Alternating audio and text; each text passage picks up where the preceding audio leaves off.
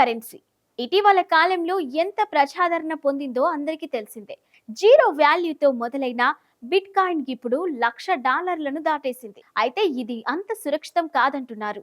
ఎందుకంటే ఈ ఏడాది హ్యాకర్లు కొట్టేసిన క్రిప్టో కరెన్సీ విలువ ఎంతో తెలుసా? అక్షరాల $2.2 బిలియన్. అంటే మన కరెన్సీలో దాదాపు 18,000 కోట్ల రూపాయలు. ఆశ్చర్యం ఏంటంటే ఇందులో సగానికి పైగా కొట్టేసింది ఒక దేశానికి చెందిన వారే కావడం. ఉత్తర కొరియాకు చెందిన హ్యాకర్లు క్రిప్టో కరెన్సీని దోచేస్తున్నారు.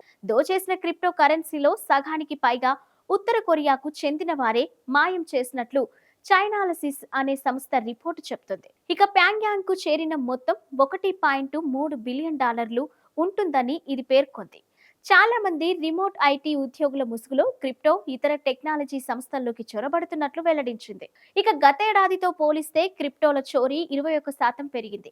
2021 నుండి 2022 మధ్య కాలంలో జరిగిన చోరీలతో పోలిస్తే మాత్రం కొంత తక్కువగానే ఉంది. క్రిప్టో ప్లాట్ఫామ్లపై వినియోగదారులు వాడే ప్రైవేట్ కీలోని లోపాల కారణంగానే చోరీలు జరుగుతున్నాయని చైనాలసిస్ చెప్తుంది. ముఖ్యంగా కేంద్రీకృత ఎక్స్చేంజ్లు భారీ మొత్తంలో నిధులను నిర్వహిస్తూ ఉండడంతో వీటిపై ప్రైవేట్ కీలు ప్రతికూల ప్రభావం చూపిస్తున్నాయి. ఈ ఏడాది జపాన్లో ఎక్స్చేంజ్ బిఎంఎం బిట్ కాయిన్ లో జరిగిన $300 మిలియన్ విలువైన హ్యాకింగ్ అతి తీవ్రమైంది. ఇక భారత్ లో వజిర్ ఎక్స్ క్రిప్టో ఎక్స్చేంజీలో $253 మిలియన్ విలువైన సొమ్మును దారి మళ్లించారు. ఉత్తర కొరియా ఈ రకమైన దొంగతనాలకు అడ్డాగా మారిందని అమెరికా ప్రభుత్వం పేర్కొంది.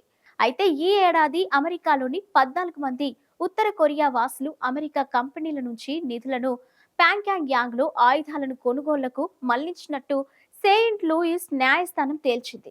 ఈ క్రిప్టో స్కామ్లకు సంబంధించి ఎవరైనా సమాచారం ఇస్తే $5 బిలియన్ బహుమతిగా ఇస్తానని అమెరికా ప్రభుత్వం ఇటీవల ప్రకటించింది. ఓవైపు అమెరికాలో ట్రంప్ రాకతో బిట్ కాయిన్ ధర $1,00,000 దాటేసింది.